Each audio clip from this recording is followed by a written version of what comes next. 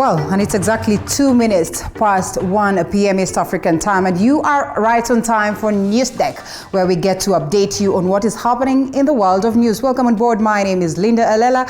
Keep me company right from the word go all the way to the last bit of this. And we have so much in store for you. Right here in the country, we take a look at the events in regards to the COVID-19 pandemic and so much more. So we kick off with matters education. And Education Cabinet Secretary Professor George Magoha now says reopening of the schools is dependent on the COVID-19 situation in the country. Appearing before the Parliamentary Education Committee, chaired by Member of Parliament Julius Meli, Magoha insists that the national examinations will go on as scheduled. Take a look. That way, yes. But you should remember that at the beginning of this sitting, it is for that is what I was doing, and another member stood on a point of order. You directed me otherwise. No. Just proceed and add information to the kind of information you have. Proceed, yes.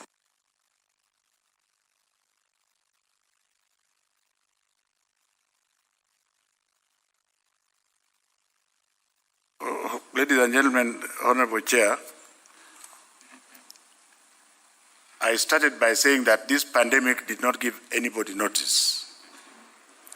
And what has happened at the ministry and many other ministries, and in fact all arms of government, money has been removed from the ministry, including the Ministry of Education, into the COVID emergency fund.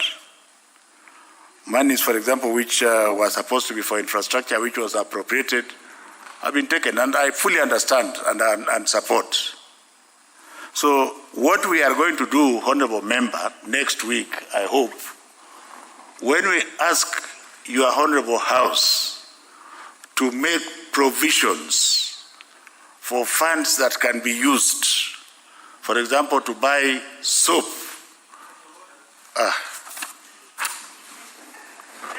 Yes, Honourable Member for Nyakach, what is the point of order? It's Nyando. Nyando, yes. Firstly, for purposes of familiarity, Jared Okelo, member for Nyando. Yes. Buenos CS, I'm sorry, I didn't intend to interject, but there is a question that has been asked by the member for Ndewa that has a similar tangent as mine.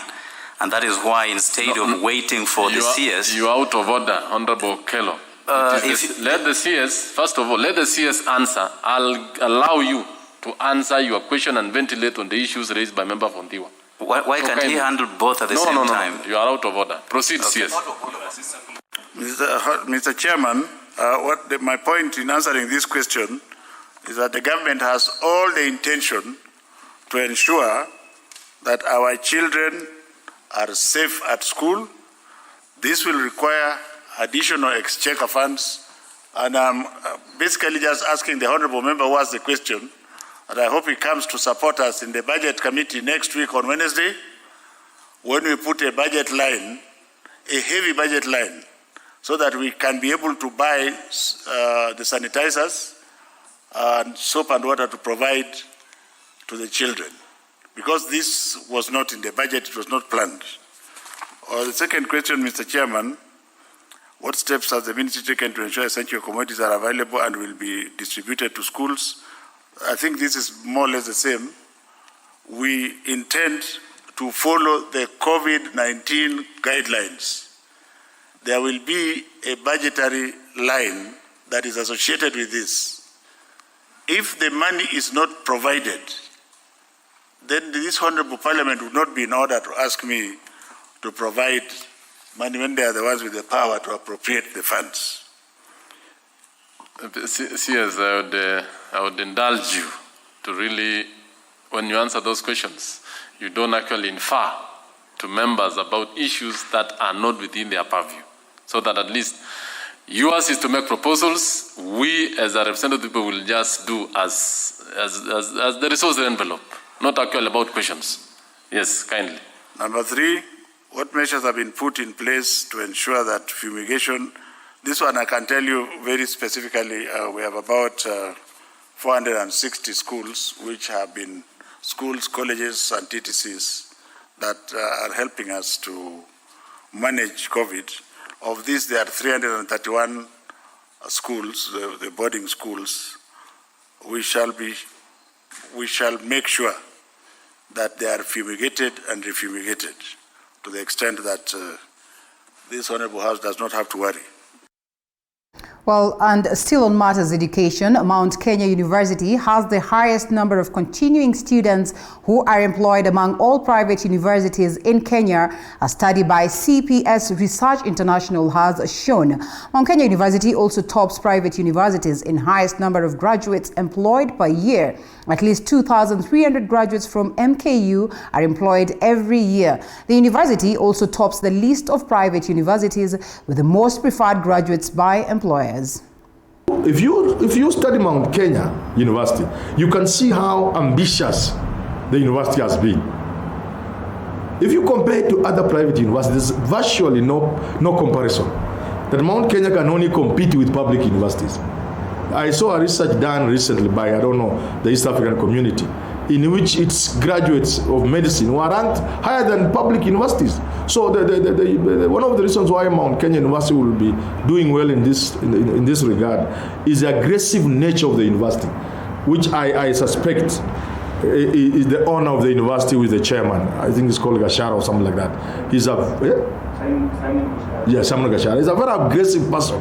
Just look at how he started with a small thing.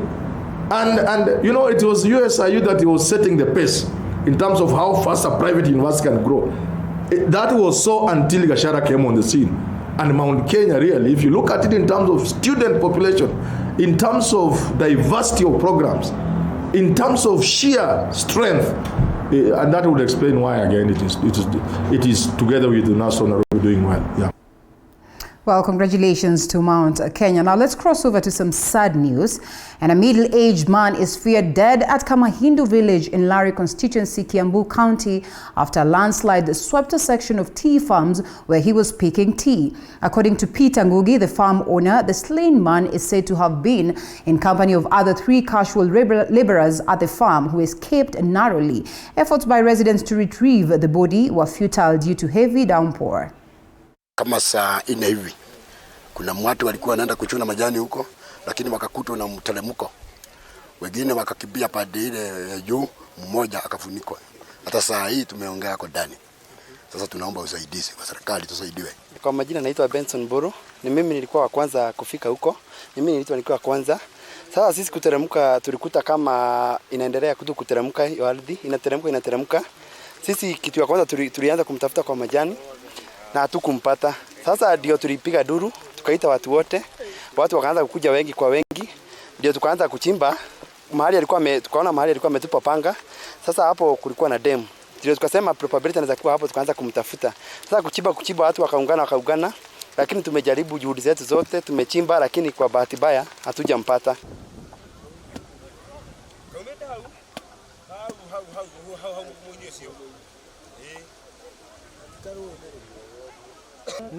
Mathi yaku turi gatirire kuma ni gugukite kuma thaa 5 satano naiko nyirero hula cia gatheti inyo mutikamakia ni riko ni haha no ni haha no ni haha uri hau uri era gucia chagathi.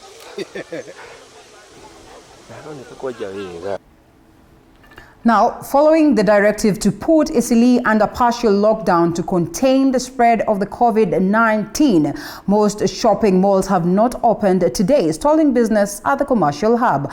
Our reporter Lydia Ashomo is on standby from Isili and joins us now. Lydia, what is the situation down there?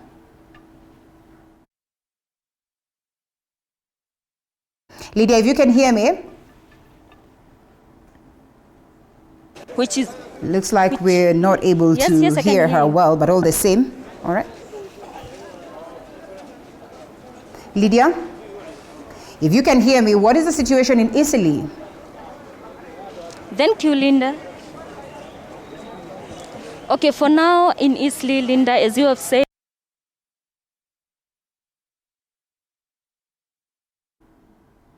Well, we get to fix that in a few, and definitely we'll get a hold of Lydia later on, and we get to hear what is happening down on ground. But that aside, 90% of HIV and AIDS patients and those suffering from other chronic diseases who normally get medical services at Ampath Center, situated at Moi Teaching and Referral Hospital in Eldoret, have not been going on to the center due to fears of getting infected with coronavirus. Only 10% of the 15,000 patients they normally attend to have been coming to use the facility.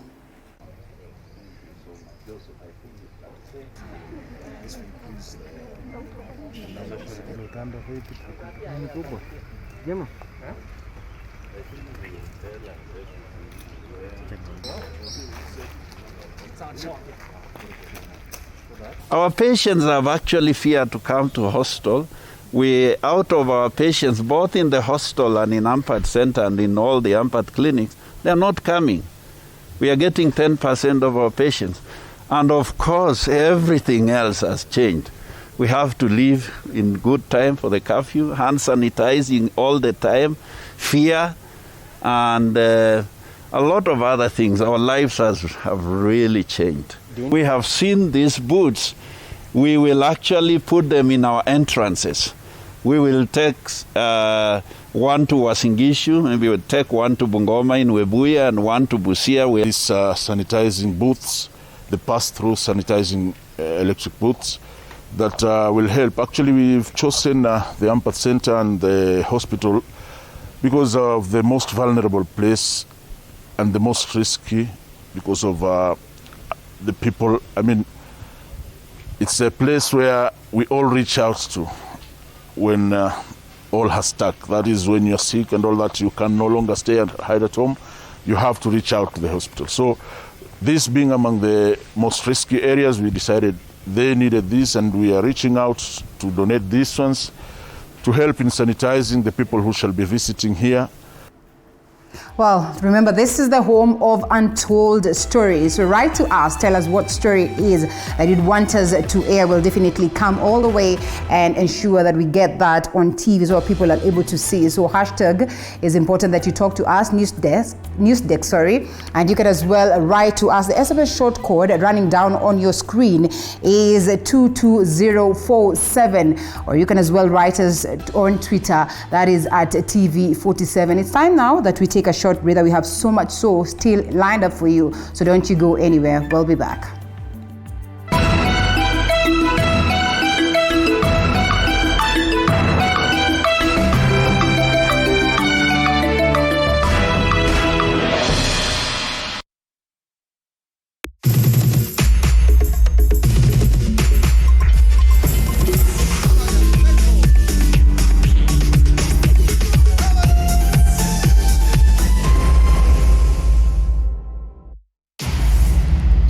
Q-U-A-I-L, quail. Anorexia, A-N-O-R-E-X-I-A. T-A-R-A-N-T-U-L-A, tarantula.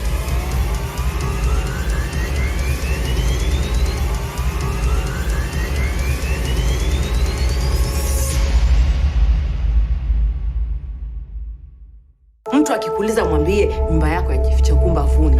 Mama, hiyo sengine ndo sijui kwa nini wanakusikiza hizi plans zako. Hebu because I am your mother. Yaani huyo Saida akikosea yeye ni malaumu. Lakini watu wengine wote wakikosea inakuwa ni World War 3. You need me in this. You need me, man. Unanihitaji.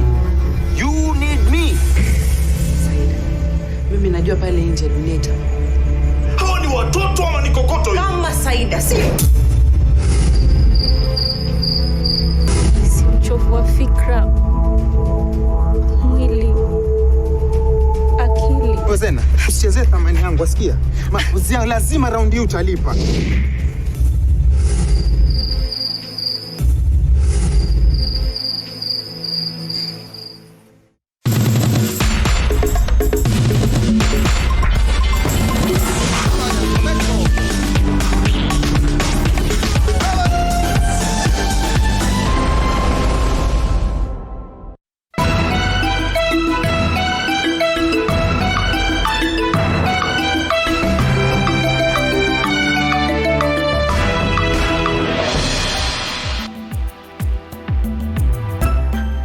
Welcome back. Now, close to 100,000 tea farmers in Murang'a have benefited with face masks from the county government as efforts in a bid to contain the spread of COVID-19 are in top gear. Now, the activity that was facilitated by Murang'a County government on Wednesday gave out 120,000 masks to the management of tea factories in the county so as to be distributed to the farmers. I have 10 factories in Murang'a. And we are most grateful today to our governor, Mwangu Area, for considering the tea industry fraternity, particularly in Murang'a, because it carries quite a number of people. Murang'a has the highest number of tea factories. Katika hii harakati ya kupambana na janga la corona, sisi kama kaunti ya Murang'a tumeonelea kwamba wakulima ni sehemu ya muhimu, na hasa wale wakulima ambao wanaenda soko kila siku. Kama vile ambavyo tunakinga wanabiashara wengi ambao na tumewapatia wote ambao wako kwa soko zetu. Mtu ambaye anatoka asubuhi kwenda kwa soko kuuza bidhaa zake, huyo ni mtu ambaye anaweza kuwa kwenye njia ya hatari. Tukafikiria tukaona kuna section moja ya wakulima wetu ambao wao huenda soko kila siku. Wanaenda soko kama vile watu wa kuuza mboga, wako wa kuuza nyanya na kadhalika, na hao ni wakulima wa chai. Kwa sababu mkulima wa chai anachuna chai kila siku. Lazima achune na aende kwa soko, kwa center, na watengamane na wale wengine, na tukaona hapo iko hatari kidogo. Yes, and if my director could allow me, I think it's important then at least we try again, get a hold of Lydia, get to see what is happening down in Italy. All right, okay, so maybe later on. Let's cross over to this particular story. Following the spread of coronavirus in Kenya that has derailed works in major companies, construction works at the multi-billion Thwake Dam is ongoing and at 32% to completion. Engineers have already embarked on serious major works at the site, which includes erecting a mega tunnel to divert River Athi waters to dry land for excavation works at the main river base. Once the two tunnels are built, they will be used as a substitute waterway where the river will change course and join at downstream the original path to the ocean.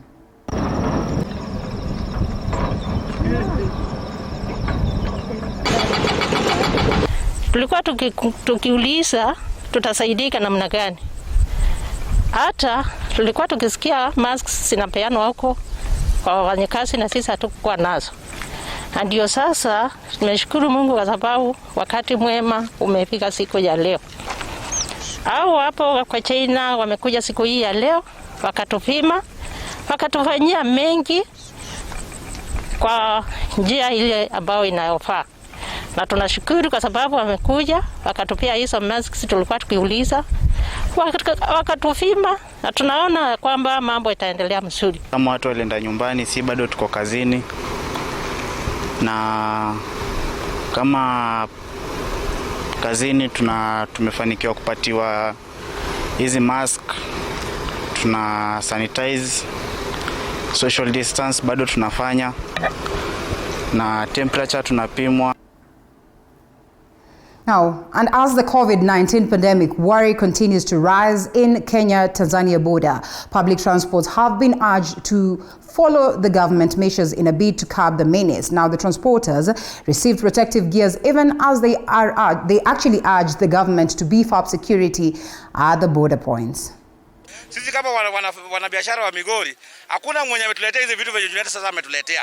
Tunashukuru Junet. Today we have distributed 120 tanks, hand washing containers. We are targeting the border stages, the marketplaces, and we are targeting the dispensaries. We know that we have some who are not even able to get a bus, so we are targeting the vulnerable, because our funds targets the vulnerable.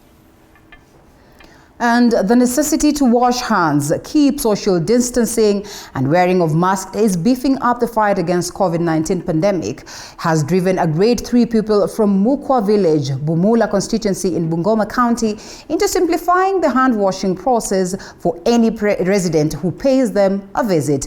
With the help of his father, Stephen Wamukota devised a hand washing machine in just 4 days. And as our reporter Mike Kagwongo reports, the boy is appealing to authorities authorities in the county to support him make more hand washing machines for use in schools and hospitals. Take a look. This is James Wamukota's home in the sleepy Mukwa village, Siboti ward in Bumula constituency, where the imagination of many has been captured. Hand washing, a norm everywhere nowadays, has been eased by this simple invention that releases water and sanitizer upon stepping on it. The machine was invented a couple of weeks ago by a 7-year-old Stephen Wamukota, a grade 3 pupil at Mukwa Primary School. Ukifinya kuna mbao inapanda juu, inasukuma kichuma ingine na inasukuma mbao ingine na inasukuma mpira unamwaga maji. The idea was informed by President Uhuru Kenyatta's announcement concerning the outbreak of coronavirus in the country, and the people should sanitize in order to keep the virus at bay. Wakati rais alitangaza kwamba kuna ugonjwa, hii ugonjwa inasambazwa wakati mtu anashika kitu moja hadi ingine. Sisi tutengeneze kitu yetu yenye tunasanawa bila mtu kutumia mikono. Tuweke tu mbata yenye mtu anasafinya maji na uhakika na ingine pia inatoa sanitizer. Nikasema sasa hiyo itawezekanaje? And here, Wamukota saw the need to wash one's hands without touching jerrycans and sanitizers bottles. Wamukota narrates how he gathered his tools before seeking the support of his father, who was astonished by his son's aptitude altogether. Niliona kwa TV wakitengeneza magari. Na nikaambia baba, naweza tengeneza hii kitu lakini ikuwe tu ya kunawa mikono. Nilianza na nikafika mahali na nikashindwa na nikasaidiana na baba na tukamaliza. Wamukota is not new to innovation. He has on several occasions surprised his parents with his strange ideas. His father, who repairs electronic devices, says he has always been fascinated by his son's curiosity to help with the work. Boy has really made me proud because kitu amefanya akipata support, he can make more other things that are much more even effective than this one. Mtu ni kitu ako na talent, akipata tu mtu mwenye anaweza msupport, wanaweza enda mbali zaidi. Wamukota is now among innovators in the country who have helped step up the fight against COVID-19 pandemic. And the area MCA, who also doubles up as Bungoma County Assembly Deputy Speaker Wamusai Simiu, urges for the machine to be patented in Wamukota's name. He further warns against fraudsters who may want to plagiarize his idea. Hitaji sisi kama taifa kusimama naye kuhakikisha kwamba uvumbuzi huu unaweza kupigiwa upato na kupewa nguvu zaidi, ili familia yake, jamii nzima iweze kupata tija ya uvumbuzi huu. Uvumbuzi huu usajiliwe kwa jina la Stephen Wamukota kama mvumbuzi wa teknolojia hii. Wale matapeli wa teknolojia ambaye huenda wakakimbia kwa haraka na kunyakua teknolojia hii kama labda uvumbuzi wao, ama kuchukua fursa ya kusema kwamba labda wao ndio wavumbuzi. With this kind of innovation, we are looking, the boy is trying to assist us to look beyond the corona bracket, that even after corona people can still wash, and we come out with the boy has assisted us to come out with a better technology. Meanwhile, Wamukota and his family are urging the government to support him in making more machines to be used in schools and hospitals. Naomba gavana wa Ngamati utupe nafasi tutengeneze mingi, tuweke kwa mashule, kwa masoko na kwa hospitali. Reporting for TV47 from the county of Bungoma, I'm Mike Kagwango.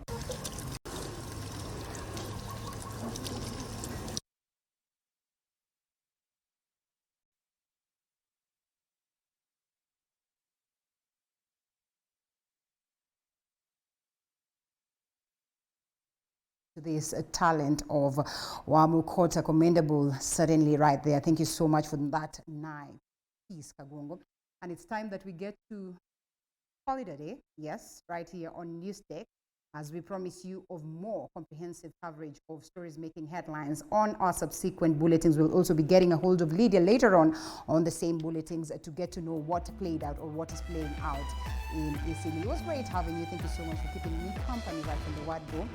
News Deck ends right there. My name is Linda Alela. Do enjoy the rest of your viewing.